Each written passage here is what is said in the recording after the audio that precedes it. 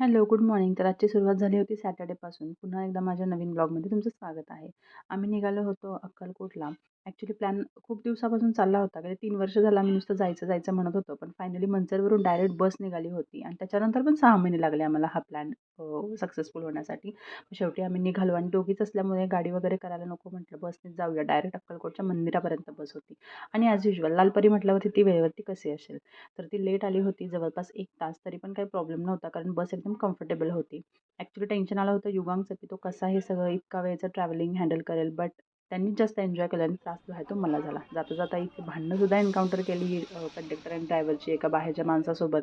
ती पण मजा घेतली आणि नंतर आम्ही रात्री 8 वाजता अक्कलकोटला पोहोचलो. तिथे रूम बुक केली, फ्रेश झालो, सगळं आवरलं आणि मग आम्ही आलो मंदिरात दर्शन घेण्यासाठी.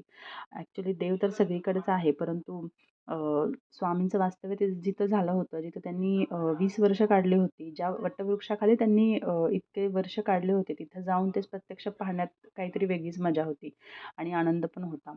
मग आम्ही तिथे महाप्रसाद घेतला. बरीच गर्दी होती. 1-1.5 तास लाईनमध्ये थांबल्यानंतर महाप्रसाद भेटला. पण खूपच स्वादिष्ट जेवण असतं इथलं, एकदम मस्त.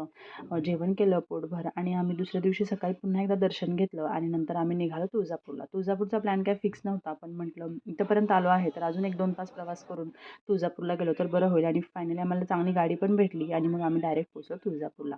इथे तर विचारायलाच नको, इतकी भयानक गर्दी होती. 4 मजली फक्त लाईन लागली होती आणि 4 तास दर्शनासाठी लागणार होते.